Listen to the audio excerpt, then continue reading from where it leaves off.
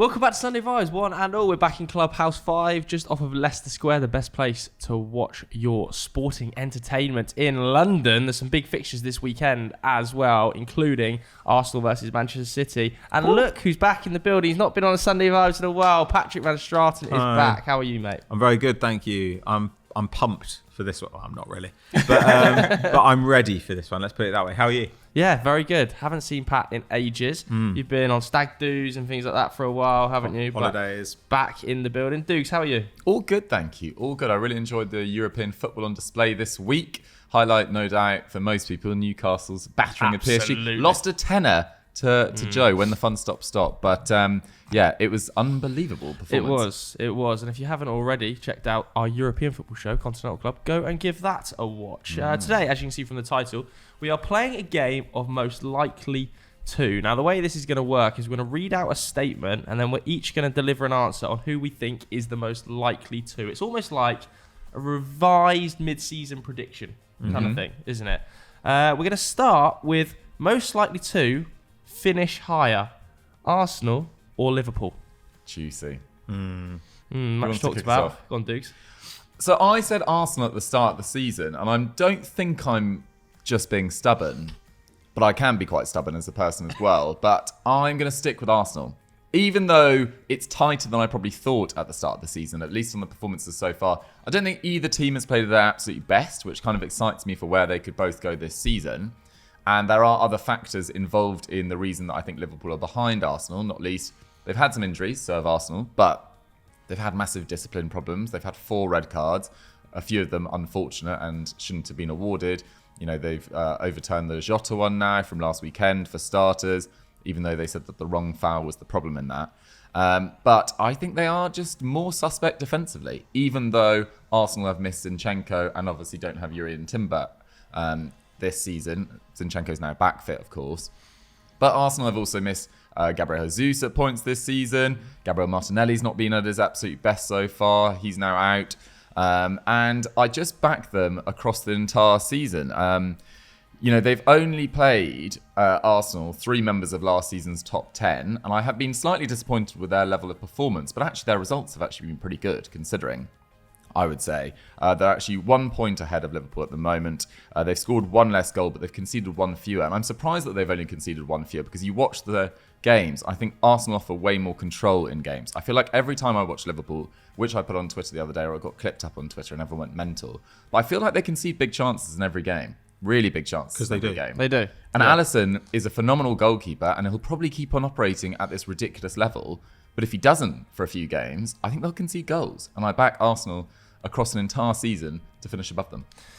Yeah, I think they're 12th in the league by shots on target, Liverpool. Like, conceded. They're conceding a huge volume. They're conceding of shots over on 14 target. shots a game, Yeah. which is up from like 9.6 last year. They're actually conceding the same expected goals per game as they did last season. Now, you could actually argue that's kind of a positive sign in that they've done that, having gone down to 10. Well, having gone down to 9 then once, but having had 4 red cards in 7 league games, which is more red cards than they've had in the last 3 seasons put together. 2 rescinded though, I think, right? Sure. Yeah. So you can argue that they've had the same level of performance defensively as last season while being down to 10 men more often. That's a mild positive. I also think that as the front line gets to know each other, as the midfield gets to know each other, the press will be more effective. And generally what we see from pressing sides is relatively few shots conceded, but high quality. That's what happened to Liverpool last season. They were giving up the highest shot quality against in the league, but they were conceding under 10 shots a game, which was, I think, 3rd in the Prem. Now they're giving up 14 shots a game, but a much lower quality. I think probably as time goes on, the number of shots will go down and the defense will just be a bit better. But like Dukes is right. You know, they've had 52% possession.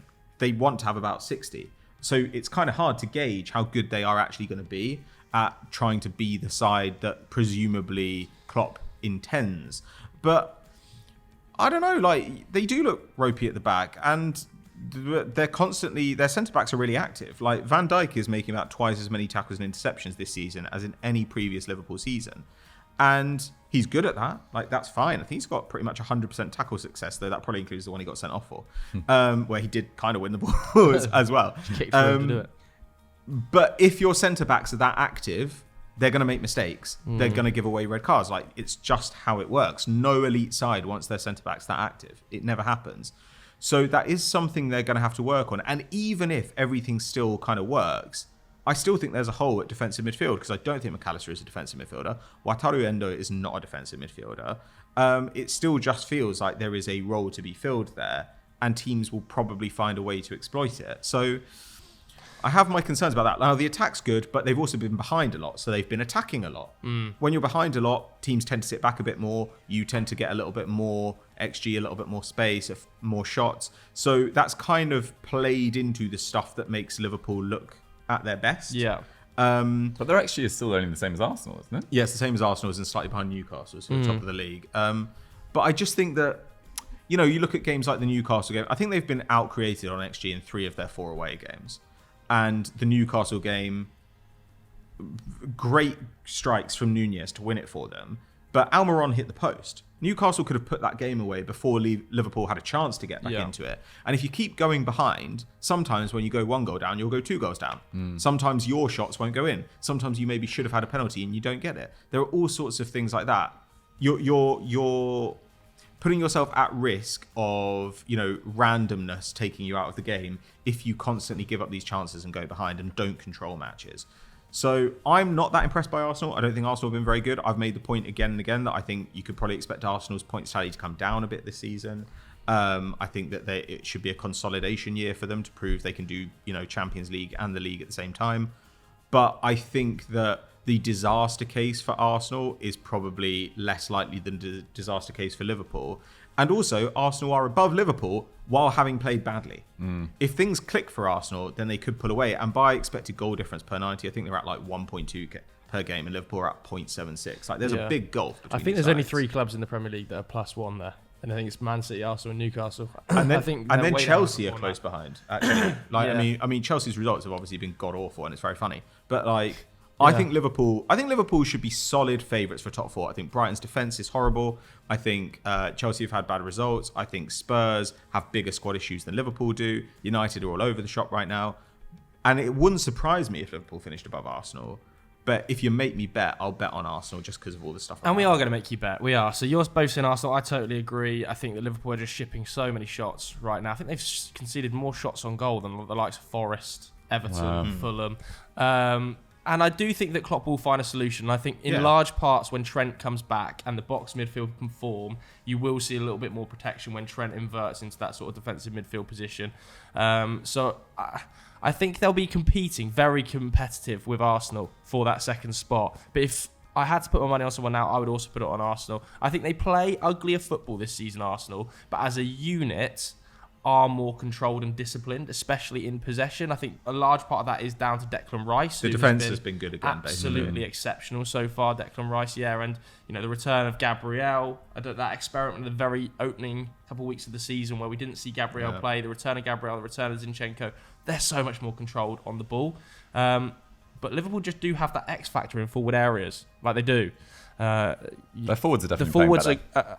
You feel like at any stage, one of them could just bang one in from 25 yards. Like Szoboszlai can just rip one out of his back pocket and just smack it top corner, which I'm not sure Arsenal necessarily have in their forward line this season so far. I feel like Martinelli's injury, Ødegaard is playing very well, but I don't see the firepower that Liverpool have there. I don't think they've played their first choice front four together, have they? Yeah. It's all. So Jesus came back, Martinelli went out, now Saka's out.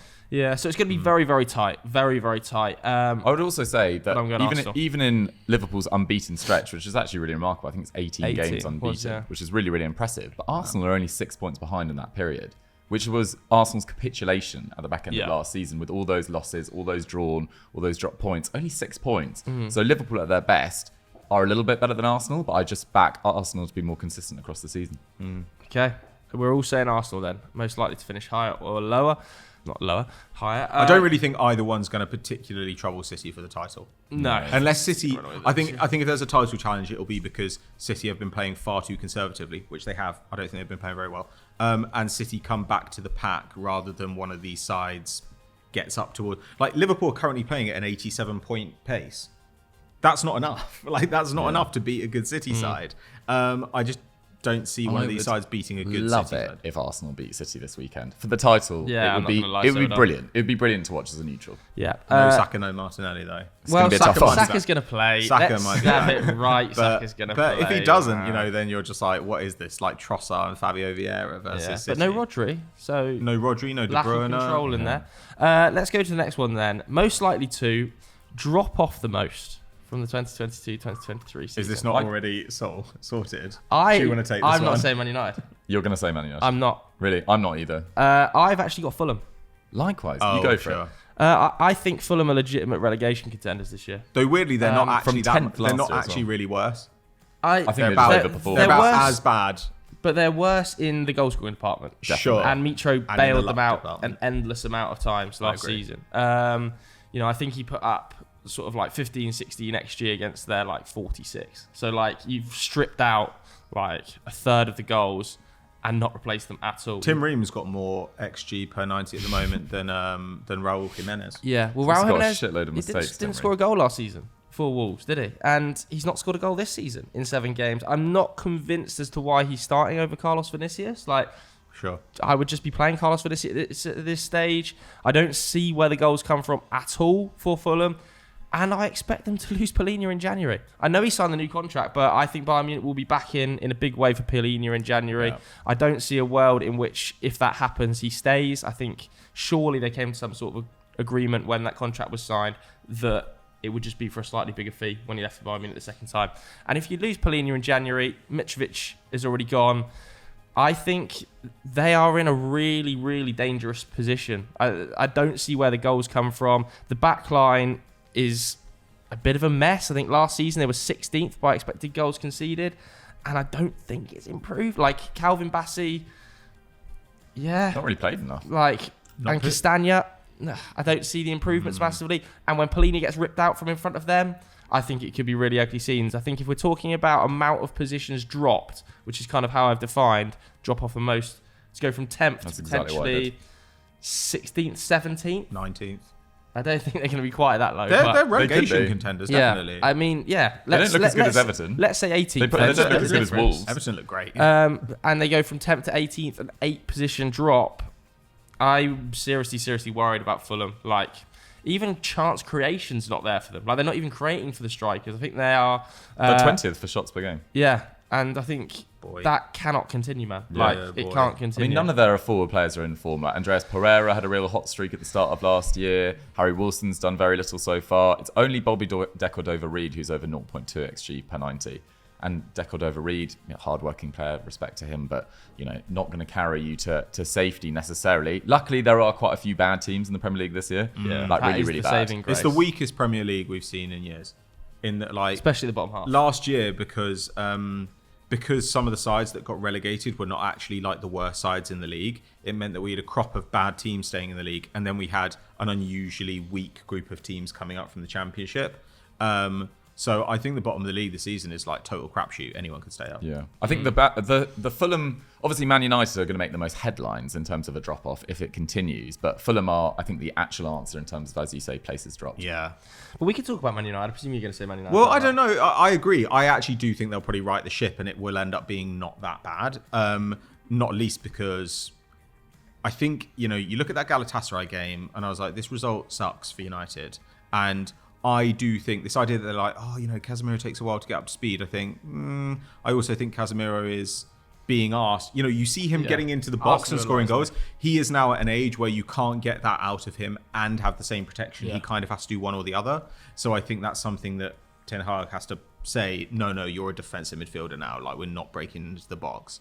The Amrabat left back thing as well. Like, the guy just doesn't know where to be. He gets into midfield, so he gives you that bit of control. Without him, you don't have the control. But it means that you always have acres of space behind you on that flank. That can't continue. But I also looked at it and I was like, Mason Mount looks sharp, looks dangerous.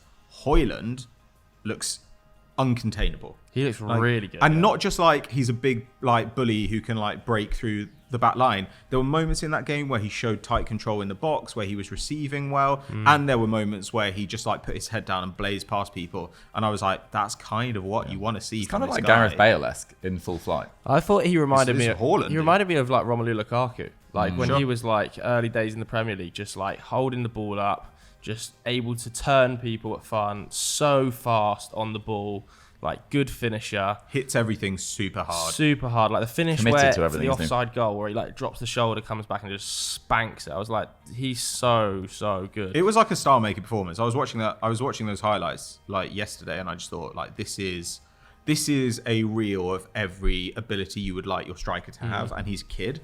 It's just a his shame he's at champion- United. he's only and played he two is going to Champions League fall. games He is as going to well. fall into the United ruining machine. But he's just going to play. I think if he just plays every game, it'll be fine. And the thing is, there's basically no competition for that role. Yeah. Like Martial has a hot streak once a season and then gets injured again. But like fundamentally, nobody's coming to take the striker role off him. So if he just starts every game all season, Which he will. Yeah, unless he's injured. he will develop so much, and he'll get to know Rashford, he'll get to know Bruno. Yeah. I don't know. I do look at that, and I think there are reasons to be positive. I think once you get a proper once Reguilon's fit, and especially once Shaw's fit, if that ever happens, then you will improve. But right now, the quality of performance has been Crap. woeful. Like Yeah, I was really, gonna really ask you, bad. Joe. I mean, Crap. you're quite a reasonable Man United fan, which is actually quite surprising to know about Joe. But he is actually a very reasonable Yeah. Man United fan. Where are you at? Where do you think you'll finish now? Probably around sixth, I think. I think United have so many off the field issues that it does seep into the on the field displays. But I think if you take the Glazers and stuff aside, because we speak about them endlessly, I think that the issues kind of do stem in a large part down to a terrible injury list right now. Like the way Ten Hag attempted to build in pre-season was quite a different team and style of play to how we played last season. So when you go through pre-season with attempting to learn this new style with a new goalkeeper, and then your entire back four gets injured, you do have to then kind of bodge it along until someone comes back. Then people start coming back, and then they get injured again.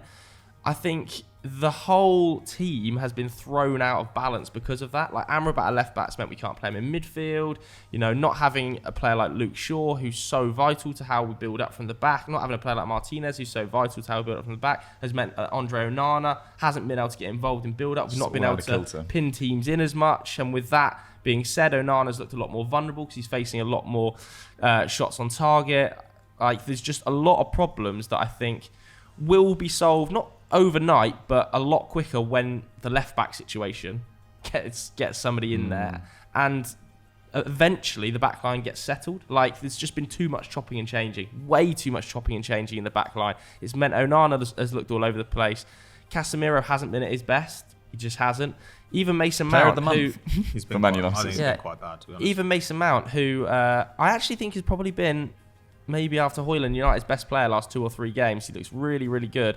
Missed 5 weeks of the season. Like, you're a new signing trying to bed into the midfield, trying to learn how the balance that midfield works and whether it works or not. You can't do that when Amrabat's arrived last day of the summer, Mount's injured for 5 weeks. It's a big problem. Then you've got the right wing. There's just so many issues building up on Ten Hag that it's appearing like he's under pressure when I really don't think he should be. I just think United aren't going to be able to do what they did last season, though. I think probably 6th place is where United are going to finish, which is obviously a drop. It is a drop, 3-place drop, and it's very, very disappointing. But this is the cycle of Manchester United. It's Good year, bad it's year, rotten. good year, bad It year. is rotten. And I don't see that changing with the current ownership. I think it'll always be the same. So I think United's 6th. But it's only a 3-place drop in the sort of status of this chat, Sure. whereas Fulham's like a big drop. 8th place potentially. Yeah. Should we do another one? Yeah. Yes. Most likely to improve from the 2022-2023. Well, I think everyone will look at this and be like, Spurs, and they are a good candidate. But again, I went quite literal, like in terms of places. And West Ham finished with 40 points last year. They finished 14th. God. Like 40. it was Did they? pretty 40 mental. Like points. with 15, I think games to go, they're in the relegation zone, and then they beat all the teams around them, and they beat Man United, and still finished with 40 points. It was a really embarrassing league campaign, and I know they won the Conference League. They actually won. I think they went unbeaten in the Conference League, which was pretty impressive.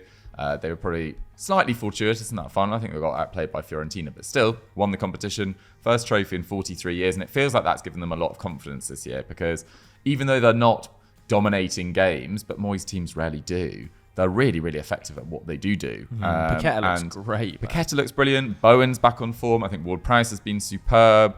You know, there's reasons to be really, really positive. And they lost like Declan Rice in the summer. I know, yeah. They supposedly lost like £100 million worth of player from the most vital role in the side, and they look great. And Mohamed Kudus hasn't really started yet as well. That's going to improve them. I think Mikel Antonio looks sharper than he did last year. Maybe he just likes being, ultimately knowing that he's pretty much going to play every game because Scamacca's no longer there. And yeah, I'm really, really impressed by them. They're now 17 games unbeaten in Europe as well, which is a new record. With a new record, beating Pep Guardiola's Man City, beating Bill Nicholson's Spurs, and Don Reevy's Leeds from 70s and 80s. So it's a really, really impressive record. Yeah, I also think that having like Naya Figuered fit constantly has been a big Zuma's factor. been great as well. Yeah, they just look great, don't they? They look really good. I've actually gone for Everton. I was going to go for Everton. Ooh, okay. Who I think, there are still problems there. There's definitely still problems there, particularly these weird, dodgy results at home. Yeah. They've really got to cut that out, man. Like, I thought they were exceptional away at Brentford. Brilliant away at Brentford. Played Brentford off the park. They were fully deserving of that victory. I thought the front line functioned really well. Dwight McNeil looked absolutely superb, as did James Garner. The back line, very composed. And then Villa, the exact same. Great result to knock Villa out of the cup. Like, Emery is a cup manager to a level, although has looked very shaky in cups recently. I think before last night had lost 4 of his last 5 cup games. The only one he won was away at Hibernian, and they scraped it last night against the Bosnian champions with a 95th minute winner from John McGinn. So shaky in the cups, Unai Emery, but capitalised by Everton. I think they're 10th by XG, 8th for expected goals against. They look pretty solid in the midfield, and then they go and lose to Luton at home, and it's like, what's gone on there? A lot of it's bad luck, though, right? Like, as you say, like they've got a +3 expected goal difference, and they've been behind a lot. So same thing as Liverpool. You're chasing games a lot, but +3 expected goal difference, but a -6 actual goal difference. They've scored 6 from 12 xg. They've allowed 12 from 9 xg. So bad goalkeeping or great, shooting from opponents, and bad finishing from their strikers. I just think overall that won't. Like, they're now a positive expected goal side when last season they were horrible. They were one of the 3 worst sides in the league basically all season. They and Forest were both exceptionally lucky to stay up, by the numbers and by the eye test. But now you watch them and you're like, Everton look pretty dangerous. I think Beto's a good signing. If they can have, any time from like Calvert-Lewin this season, I think that would be good. They sold Iwobi in the summer, and it was genuinely a question of like, how are they going to advance the ball up the pitch without him? He was their best player for that, but they've looked kind of fine. So yeah, like you, I'm quite positive on Everton. And I think Everton just need to survive for 2 or 3 years while they get their house in order financially, and then they can afford to be ambitious. But for Everton, like, if they finish kind of 13th, 14th for a couple of seasons, they will be delighted. Yeah, and then they can start looking up again. Yeah, I think we should mention Tottenham, though, because as well, like, the improvements do seem so vast at Tottenham, mainly in their playing style and, like, how easy they are to watch on the eye without a player like Harry Kane. I think can't be underestimated. I do think they will drop off a little bit because they do have, 2 of their best players are 2 of the most injury-prone players in the league in Basuma and Maddison. So I do think they will drop off a little bit, but they've got a maximum of 37 games left this season, man. There's only 13 games for Spurs between now and the middle of January for when they can start doing business. Wow. So they, like, as much as we predict these injuries to happen, 13 games you can muddle through, even if there's a few injuries there, to get into a position where you can make signings in January, you can sign players for cover for Basuma. Bentancur will be back in like a month and a half. I think Spurs... They're also a club people want to join now. Yeah, they look great, man. And they've got no expectation. Yeah. Like, I mean, nobody... I'm sure there are people now who are like, Spurs could get a Champions League spot, but no one's like expecting it. So if you kind of think, oh, well, like 5th or 6th and a stylistic change and moving on from Kane, like that's the aim of the season. Yeah, they're going to do that. Yeah, they would have ripped your hand off for that. This is exactly what. Perfect. Remember on Sunday Vibes, we were talking about Harry Kane leaving and whether or not you should take the money, and you might improve, you might get worse. This is exactly why they should have taken the money. And very few sides do. The upside was huge, and the downside was negligible. Especially because they only really signed Brennan Johnson with that money as well. Like, they didn't really go crazy in the market, but because of that start that they had, there wasn't any fan pressure. Like, if he'd lost his first 3 games, everyone would have been like, why haven't they? You know, they'll panic, and then you get into a Bobby Salado sort of situation again. But very few sides sell their best player and get better. Like, Villa have over time used that Grealish money really effectively, but they didn't initially improve. You know, Dortmund have got a lot worse this year. Finally, it's kind of caught up with them, losing Haaland, Bellingham, Akanji in the last couple of years. And yeah, it's really, really, really impressive by Spurs. Okay, so which one do we have to agree? This is like one of the first ones we've given 3 different options there. What did we say? West Ham, Everton, and Spurs. We'll just throw them at you. Next one, most likely to make a mistake in the January transfer window. I think this is quite obvious. Chelsea. I did think about it. Chelsea. As in, like, Man United might be in a worse position against expectations than Chelsea, but their ownership situation means I don't think you will. And like, you look at the clubs down at the bottom, I don't think any of them are going to go crazy, particularly if it's all the promoted clubs in there. So Chelsea are the obvious answer, to be honest. And they've made a lot of mistakes in the market in 3 windows. They've already got rid of a lot of players they've brought in. Aubameyang, Koulibaly, João Felix didn't work out. They could make a João Felix-esque mistake pretty easily. And, you know, it's an obvious answer, but they do have an incredibly difficult run of fixtures coming up as well. If they're they're still in the bottom half in January, they'll definitely do something stupid. Why would you back the owners not to? Yeah, I think their mistake might end up being like they go and just panic and stick 100 million on a striker in January, when it's probably best held off. And you know, Nicholas Jackson is underperforming. Yes, he is the biggest underperformer of expected goals in the league right now, but he is getting into the positions to score those goals. Like, he is quite cumbersome on the ball. Like, it's not prettiest in terms of dribbling and stuff like that. But I don't think this kind of calls from Chelsea fans to go and sign this established striker that's going to stick the ball in the net, because they are, again, hugely underperforming expected goals, is the solution in January. Like, January striker market, that just smells of like overpay. And I don't know who's even going to be available. Like Vlahovic or something, won't it? Like, who, like 150 million on Osimhen or something. No, I mean, that'd be fine. That would be amazing. I'd be fine with that. That's sick. Like, I can see it more being like 100 million on Toney. You know what I mean? Like Watkins. And I like Toney. I really like Ivan Toney. But I think the upside of spending like 90 million on Toney has to be huge. Like, it has to be ginormous, because he is a fantastic player. But does he take Chelsea to that next level in terms of goal scoring? I don't know. I think he might do. I think he'd be pretty good. I think he'd be a good fit. Would you do like 90 million on Toney in January? No, 90 million's a massive overpay, especially with missing so much football. But I think he does take Chelsea to the next level. I think he's a really good player. I think any proper forward takes Chelsea up a level. But like, yeah, Chelsea, it probably is Chelsea. I mean, I could see United doing something. And then there are teams who probably should do something but won't. Yeah. There'll be some sides who are like content with their options. You know, like, shout this. Like Spurs, for example, could probably go and get an actual specialist like right back rather than a right wing back, but I don't know if they can, because great, man. Yeah, but I do think that ultimately, like, this personnel situation is going to be a bit of a problem. Like, they do have square pegs in round holes, and when you're flying, that's fine. When things start to get difficult, it starts to look a bit more worrying. I also think their business in the summer was like pretty hit and miss. I thought Maddison was like an amazing signing, amazing price. I thought Brennan Johnson was super overpriced. Wouldn't have done it for like half the money.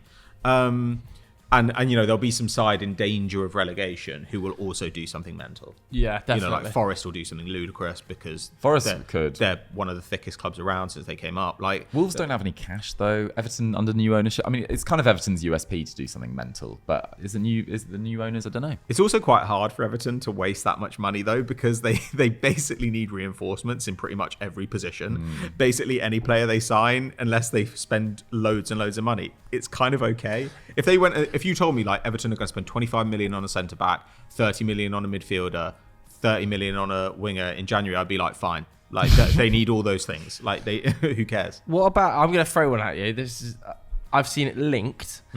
I think it would be a mistake for Arsenal to spend 90 million or 80 million on Toney. I agree. Yeah, and I think this is really good. I think that could happen. I think that's the sort of move that actually could happen. I agree, man. Like, I think that Toney is so good. Like, he will get you 15, 20 goals a season.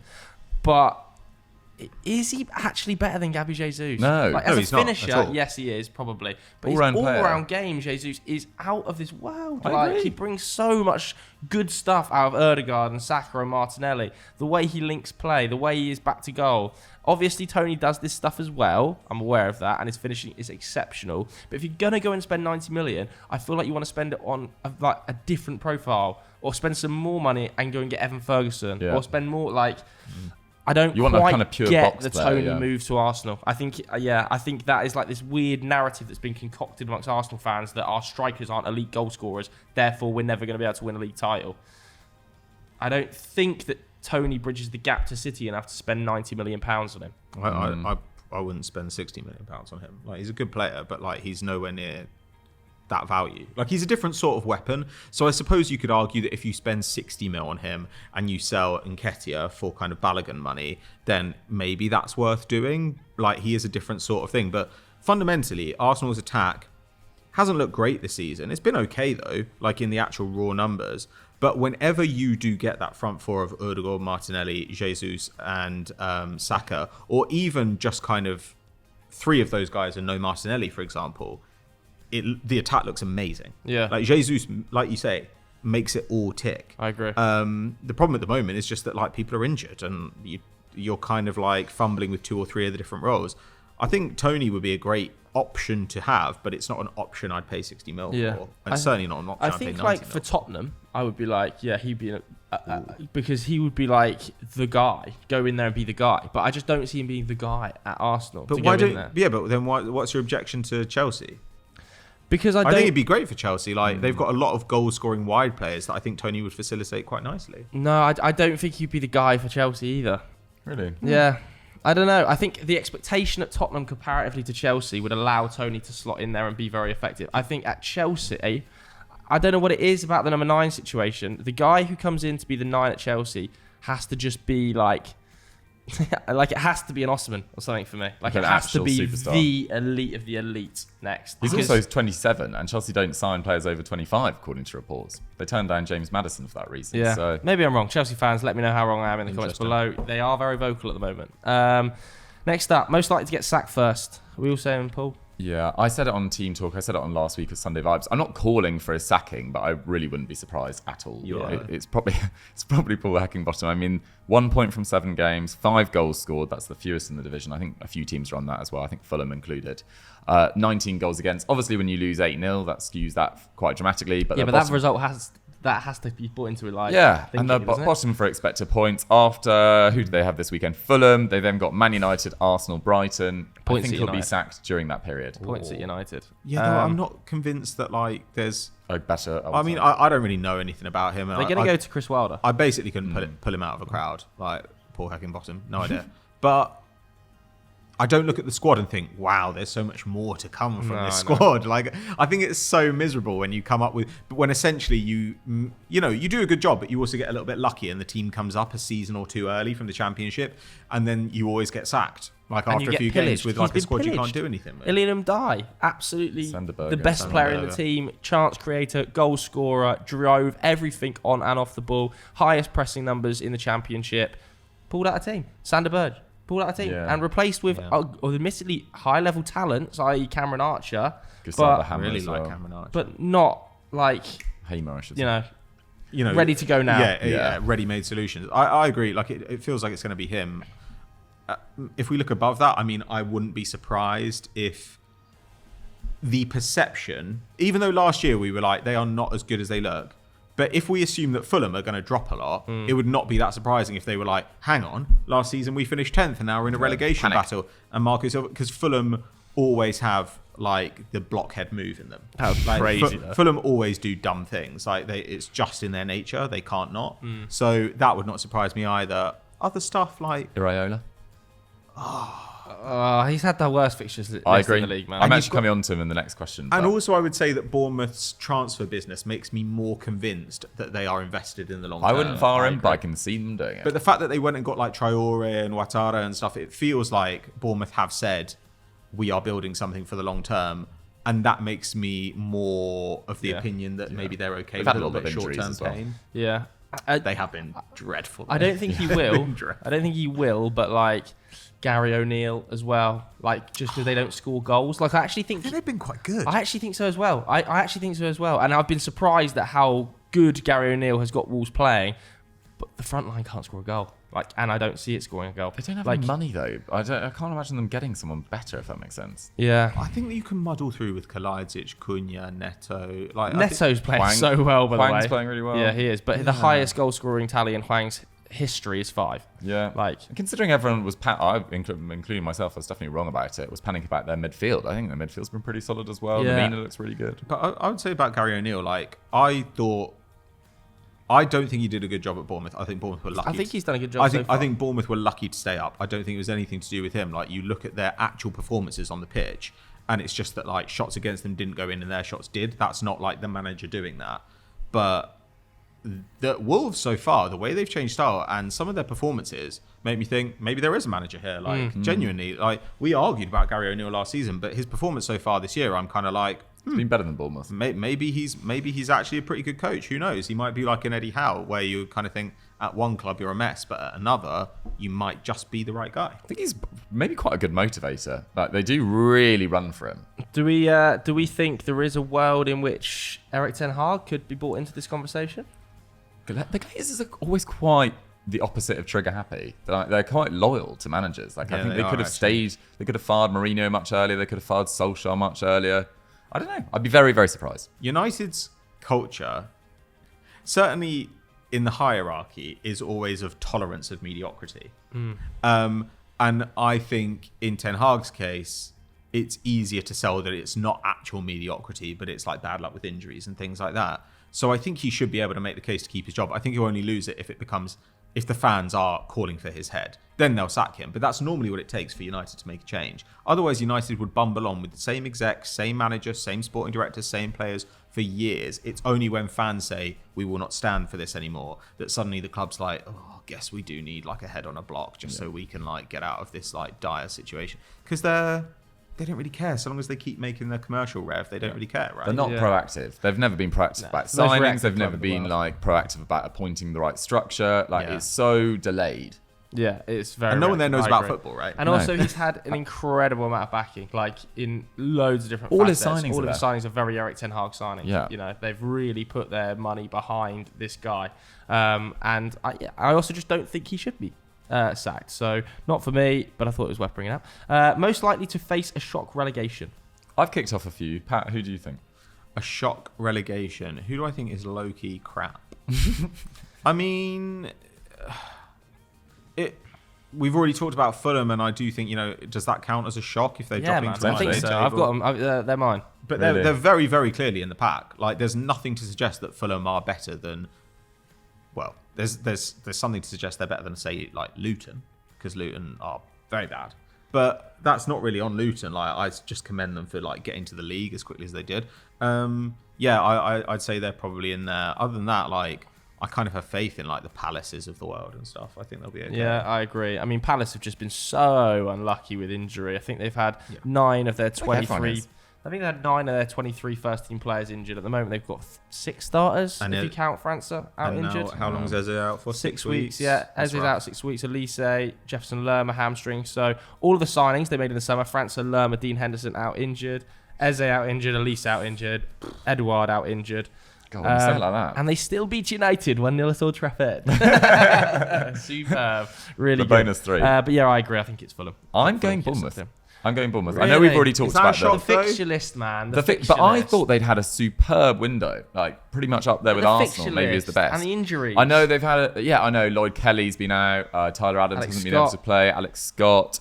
They've got a big next 3, I think quite a winnable 3, and they have already, they've had a really difficult run. They've played West Ham, Liverpool, Spurs, Brentford, Chelsea, Brighton, and Arsenal. That is horrible, man. But I do think that they could go down. They're not as good as I thought they were going to be, at least on the basis of so far with the injuries. But there's also though a good window in the sense that like a team bought a lot of interesting, like promising players, which like brain poisoned like football think are good, right? As in, we're just like, oh, I love this 19-year-old, who's come out of France. Like, I mean, you are describing Football Daily. I am, but like you look at players like that and you're like, this is the sort of player a club should buy, but that's not necessarily the player who keeps you up in a relegation battle, right? So they can have had a really good summer, but maybe not have had the summer that like keeps you up in an extremely competitive relegation fight. Yeah, but I think their next three: Everton, Wolves, Burnley. Yeah, and I think when Tyler Adams is back, Alex Scott fits into the midfield. Philip Billing gets a bit further forward. Ouattara's only played 190 minutes this season. That came in the League Cup, I think. I think when he's back on the field, I think Bournemouth are going to be fine, man. As long as they can just stick by the principles that Iraola brought into the club and just maintain some sort of steadiness, I think they're going to be fine. Although, was Solanke injured at the weekend? Yeah, true. If he was, I think he scored 4 goals this season already, and I think only 2 other players in the squad have scored a goal. So, that would worry me if Solanke Bring gets forward injured. who's that Welsh guy again? Kiefer Moore. It's Kiefer Moore time. Is he still there? He's still at the I think club, he's still Kiefer. there. I love him. I thought he went somewhere weird. Also, like, this is not on the relegation thing, but on the teams like dropping off a bit, Brighton have been extremely bad defensively so far. What's Just going as on I there? said, they could finish top 4 as well. Extremely bad Timed defensively. badly. De Zerbi was Attack's still hammering amazing. yesterday. Attack's like best in the league, basically. I think like when you watch it and like non-penalty expected goals, everything, you're just like, wow, this team, you can't live with them. They made some errors in Defense. midfield. I think they In made the some errors in market. midfield. I think it's But a we knew little that, didn't lightweight. we? We knew that. Dahoud, Gilmore, Gross isn't very physical. Milner, old They're Milner. very easy to counter-attack now. But they only just integrated Baleba. Like, he's only just started to integrate into the side. Yeah. He definitely seems De Zerbi very physical. Yeah, and De Zerbi is quite he's quite safe in the way he integrates new signings and young players in a way. But yeah, they're much more easy to counterattack than I thought they were going to be. I was watching them in the first half against Marseille last night, and they got completely outplayed by a Marseille side that haven't been great this year. Yeah, but then the second half, the didn't watch the second half, beauty of De Zerbi, 2 tactical changes, and they were just totally dominant. Really? Marseille just couldn't get the That's ball. interesting. I take it And back. like that is the beauty of De Zerbi, isn't it? Like, I think he said in his post-match press conference as well, we are playing really poorly. Like, I know we're playing really poorly. So There's I also think a free that is like good. dunk Which dunk is- messed which is- up in possession, which I haven't which seen is for so rare, years. which like is a positive when your coach is aware that things aren't quite going right, but can make tactical in-game switches to change things. We saw it against Manchester United, Brighton against Manchester United. First 20 minutes, United were totally dominant, all over him. De Zerbi makes 2 or 3 in-game switches. Ten Hag can't live with it, and Brighton blow him out the water. I think the beauty of having a manager like De Zerbi is, although defensively they do look suspect, he's good enough to make switches in games, especially against some of the smaller, more mediocre Premier League sides that can just blow them away with that forward line. I also think their forward depth and midfield depth is not a considerable drop off. Like, I know Ferguson is forward line's sensational. crazy. Mitoma's brilliant as well, but March, Enciso when he comes back, Buonanotte, Fati. and then you go into the midfield. The options already mentioned. Like, there's not a lot between them. And it's quite difficult to pick that side, and he does make a lot of changes, but it does suggest that as the season goes on, they won't really drop off too dramatically. Yeah, I think Estupiñán's injury is a bit of a pain for that's them. a worry. Although I thought Tariq Lamptey did okay last night, to be honest with you. Yeah. And I think Billy Gilmore is sensational. He's really calm. Zach on the ball. Jalab's best mate. Like, He does need some. he needs Baleba alongside him. Yeah, he needs some needs Baleba physicality alongside next him, to and they look way better when those two are in the midfield alongside each other. But yeah, I kind of agree. I think still Brighton are going to be in around the top 6 though. Oh, that'd be great. Yeah. I think they'll be fine, but I just think we and they were getting pretty punchy towards the end of last season. Yeah. And I think very clearly their performance level is below that of like Liverpool, Spurs, Arsenal, Newcastle. Yeah. I'm putting you guys on the spot. What happened in the Ajax game? The Ajax They drew. AGF? They drew. Which is Okay, the that's perfect good. result for Great Brighton, them, basically. yeah. So Brighton are still well in that group. They Yeah. can definitely qualify from that group, although it would help them massively if they can beat Ajax at the Amex next week. Could happen. Or the week after, because obviously it's the And they've international got break. Liverpool, haven't they, this weekend? Yeah, at home. Time for a statement. That could be any result. Yeah, it genuinely could, because Brighton versus that Liverpool backline and Liverpool's attack versus that Brighton backline. I hope that's on is TV. That's going to be epic. absolutely sensational. Next up, we have got most likely to fail to integrate a new signing. Forest?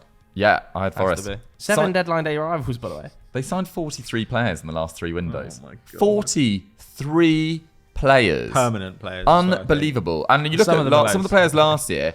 Did we ever see Bianconi in the league last year? He Who? played 16 minutes. Didn't know he existed. Gustavo Scarpa, do you remember him? I Came do in. remember him, yeah. Loved skateboarding. He played 181 minutes. He's left. There's just players there that just never exist on a football pitch. Even Andre Santos, loan from Chelsea, That's supposedly not a really gonna good happen, player. Terrible loan I so know far. that they have a high percentage of failure, but I do feel like some of their signings this summer are good pickups. They've improved man. the squad, no Elanga, I think was a good signing. I think Sangare, good signing. I think Callum Hudson-Odoi could well be a good Dominguez will signing. be good as well when he gets Dominguez going. I do. Also looks good. But we liked a lot of their signings last year, and then some of them just basically never played. Yeah, and that's what's going to happen again this year, man. They signed two new fullbacks, so Montiel and Ola Aina. Yeah. Their fullbacks were fine fine. looks alright. But you look at And still they look at the signed three squad to and sign you're, Nuno Tavares as well. Nuno Tavares. you still look at the squad and you're like, there is a really good team to be had in here. I just have no idea what it is. I don't think they've got great It's centre tough. backs, but otherwise they're pretty good. It is tough if you're like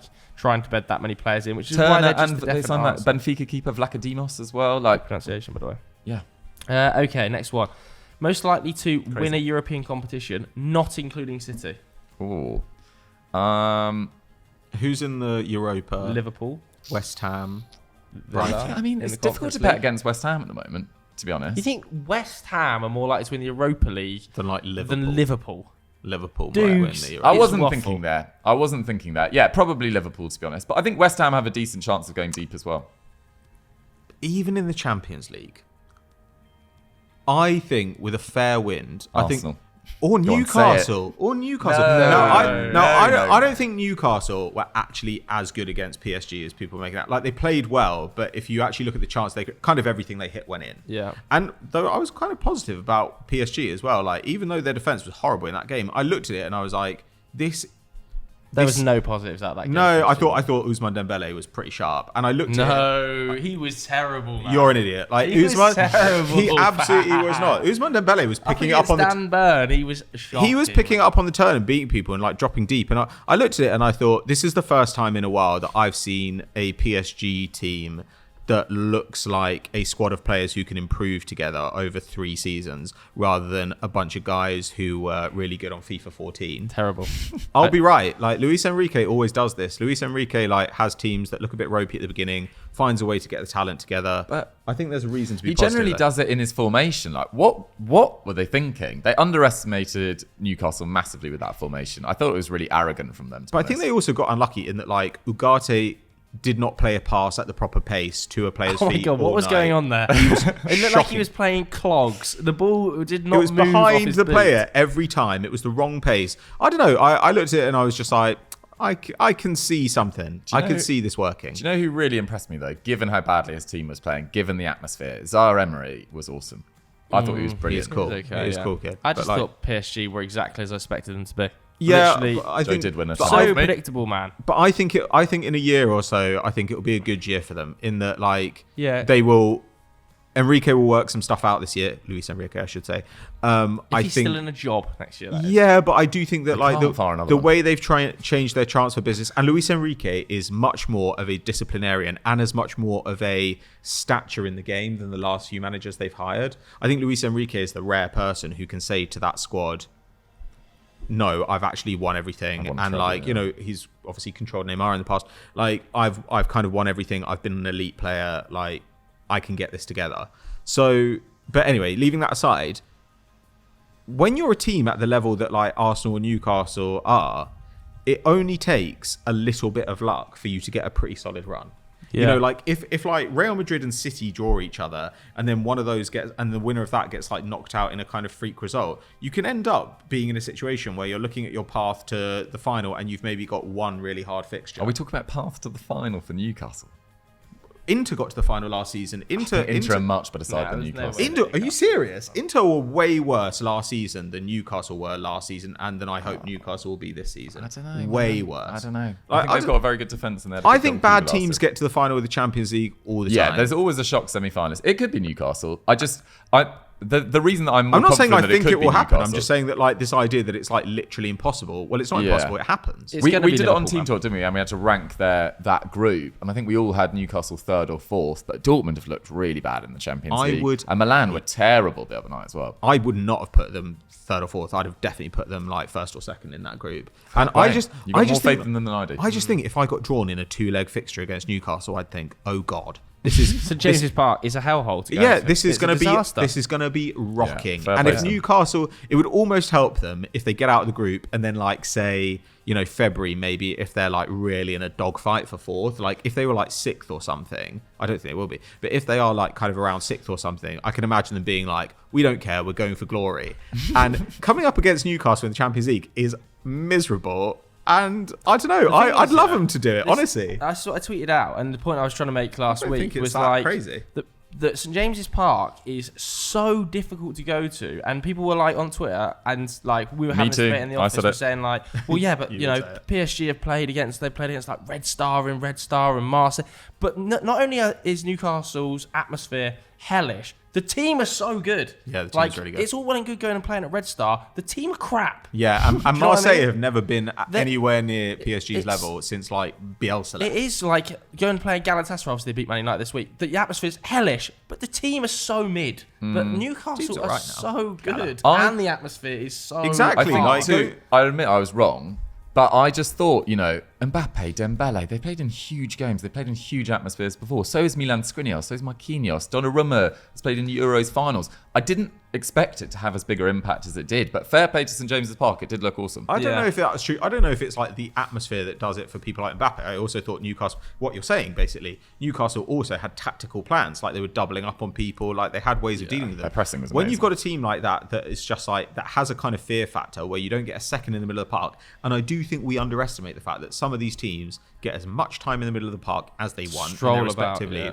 yeah. They just wander around picking passes. Like, that's not going to happen at happening. Newcastle. Like, Joel Linton's going to tear your face off. Like Almiron's going to be like nibbling at your heels all night, being really annoying. Like, they're just an annoying team to play against, and they're quality. Like, Yeah. and they'll get to play counter-attacking football in the Champions League, which they were incredibly dangerous in last season. I just think Yeah, and it was a Newcastle team that were missing Sven Botman, Yeah. Callum Wilson, And, like- Joel Linton. And they played really badly in the San Lyon Siro got as to a well. Champions Great League turnaround. semi. Inter got to the final last year. Villarreal. And Milan got to the semi, and they were horrible last season. Villarreal got to a semi, didn't they? Yeah. Like, this happens all the time. So I'm not saying I'd bet on it happening, but if Arsenal or Newcastle like got a favourable run and managed to put it together, it would not be like the craziest thing that had ever happened. Newcastle are playing really well this season, despite having the toughest schedule in the Premier League. I would like to see them come up against some of the bigger sides, and I think they do a job on them. I'm still going to say Liverpool, though. Sure, Most yeah, likely. sure. The next one is most likely to have a shock nomination for the PFA Player of the Year. Well, I wanted to suggest a goalkeeper or a defender, but it just feels so unrealistic. I'm actually going to go with Pedro Neto. In that, That's a crazy name. Like, he's but good, we're but talking about shock yeah, but nominations. that would be more. I was than going for a shock. I've got Julian Alvarez. That's not a shock. He's been the Is best it player in the not? league so far this year, probably. But when you think He was about a reserve player last yeah, but season, when you think about Player of the Year, you're thinking maybe 3 names maximum get talked about, and it's like KDB, Haaland, and Saka. Oh, I went proper shock. I went big Yours is shock. like crazy shock. I think he's been amazing though. No, he has. He has. I think he's 1 goal, 4 assists. And yeah, I think I've actually got the stats down here. Listen to this: 8th for chances created, joint 2nd for crosses, 2nd for progressive carries, 1st for carries into the final third. He's having like a Grealish, that's definitely how it works. Matoma-esque year. Definitely, the people who do the nominations PFA player are like, well, he's actually got loads Guys, of give me a progressive break. I was carries. going for a they'll shot. probably be like James Ward-Prowse, get him in. He takes corners. No, but he has. I think James got 5 Ward-Prowse goal is really involvements good. in 6 games. Pedro Neto, isn't he? He's been very good. Yeah, he's got 4 assists. Like, Yeah. but I don't know. Like, Will that continue? Probably not. But if No. it does, Whereas Julian Alvarez, that is not a shock. has he been the best player in the league so far this Yeah, season? I think so.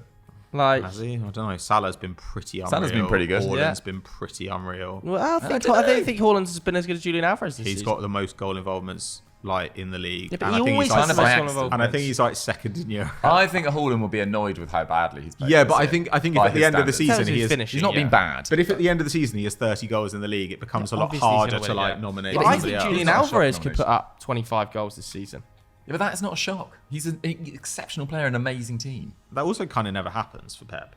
I think he's that good, man. Like All right. he's scoring such That would be good a goals mental as well. season, though. That'd be all competitions, yeah. But like he's scoring such good goals as well. Free Like kicks, he's dragging top corners. City at times. Yeah, but those don't in tend to moments. persist. Yeah, but he's You don't also tend to carry picking on. up amazing like opportunities Areas. in good areas. He's such a good ball carrier.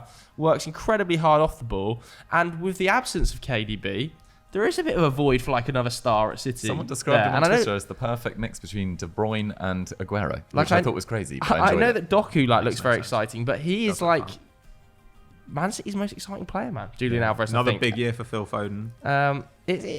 He's Foden's playing well. playing well. He's playing well. I know, but Can like, we stop but this again, slander no, on but Phil again, it's Foden? just like Phil Foden's going to be the star, and then it's always like, no, somebody else is the Julian star. Alvarez. Who else is there who could be up here? Dominic Szoboszlai was an outside shout for me. I Or thought. he's been very good. Again, is that a shot? I mean, don't know. Madison like is going to be an obvious contender. Yeah. Also, maybe someone on the Arsenal defensive maybe? end. You know, so like Rice or Saliba or something, because Arsenal defense looks kind of amazing this year. So if that persists, but Mickey van der Ven? so like if Rice got a nomination, would that be a shock? If Madison gets a nomination, would that be a shock? I think 'Cause- you're naming top players. yeah, but that's my point. I would Yeah. kind of expect those guys to be in with a hump, but to put them up there against like Haaland, in my opinion, would be a bit of a shock. Yeah. don't know. Pedro Neto is obviously crazy as a shout. Yeah, but at It's least a he's shock. actually like, yeah, it'd be a shock. Well, who's your shock then? You're not just a name, man.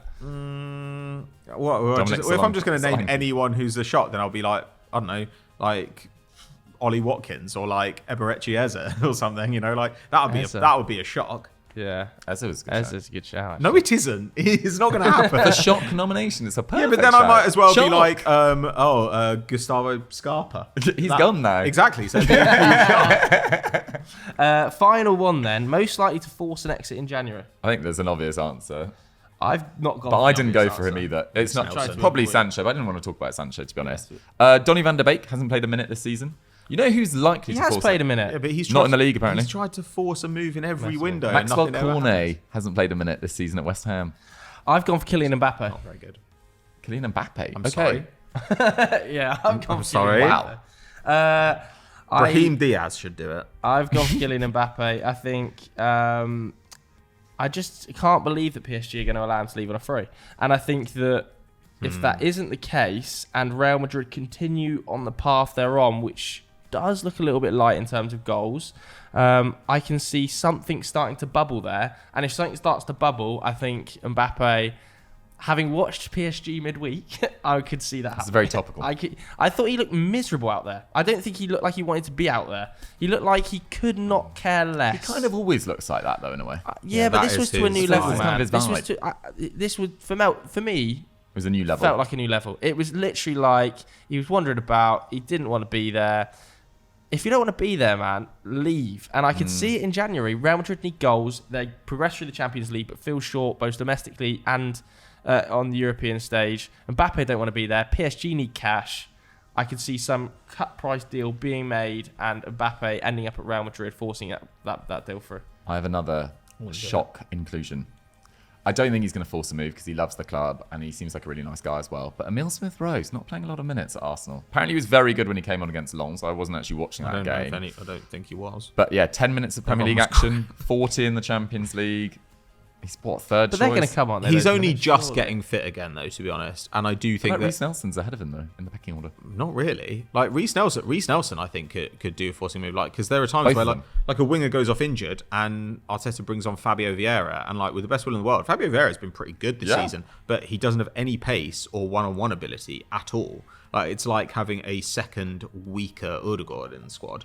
So it's like when he's coming on as a winger instead of Reece Nelson, who was re-signed this summer. You know, like Arsenal made a big play to keep him and barely are trusting him. Whereas I don't know, like I think given the injury situation, if one of those guys doesn't get many minutes over like the next month, then I think they'll start thinking like, what are we doing here? Yeah. Like, so yeah, one of the Arsenal kind of, I guess, edge of the squad guys will go. But I do think like Sancho will probably force a move, and I think like United should probably give it to him because I still think he's got a great Back to career Dortmund? to be had somewhere.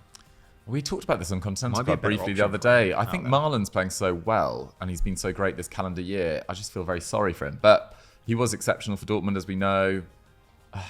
I can't see any other top club going for him. I think he'll I be could see like a reluctant. Milan or an Inter or I something. think, being unless interested. I don't know where his head's at, and obviously wouldn't want to speculate Big on old that. wages too. Big old wages, and also any other top club I can't really see going for him except for Dortmund, to be honest. And it's just such an admission that it has just been. If he leaves in January, it will just be a black mark against his game forever. Does another top club ever come in for him again? He'll always just be like, the guy that, no matter what's going on in his personal life, didn't do very well at Man United. But that doesn't matter if you can't turn it around, and it does just seem like, I mean, obviously this is rumour, but it does just seem like the relationship between him and Ten Hag is just unsalvageable. Yeah, I think he's definitely going to leave in January. But I think wages are going to be a big what problem. What sort of fee man. do you think you get from? I think 30? who knows? 35. But I think wages are a massive issue there. Like massive issue. Is he the best paid player at the club now? He's one of the best paid players at the club. Brighton. Yeah, and it's going to be like, can Borussia Dortmund afford 300 grand a week? No. Wouldn't have thought so. No. Doesn't matter, mate, 'cause he's going to go to Unless he Brighton. takes a huge hit on his wages.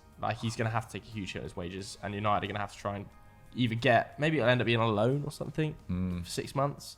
But either way, yeah, it does feel like the relationship's probably over. It'd be fun if he went to somewhere like Spurs. Yeah, Spurs would be really fun. It's just not going to happen, though. Like, United aren't going to do that. No. Because United aren't going to strengthen a Premier League rival in any way. Because you'll be 8th, they'll be 4th. And, Exactly. Yeah. Saudi Arabia? No, come on. come on. I don't think that's happening. All right. Anyway, that's the end of today's episode of Most Likely To. If you enjoyed this video, please do hit the like button. Check out all our other Football Daily content. Hit subscribe. Thanks very much for watching. Goodbye.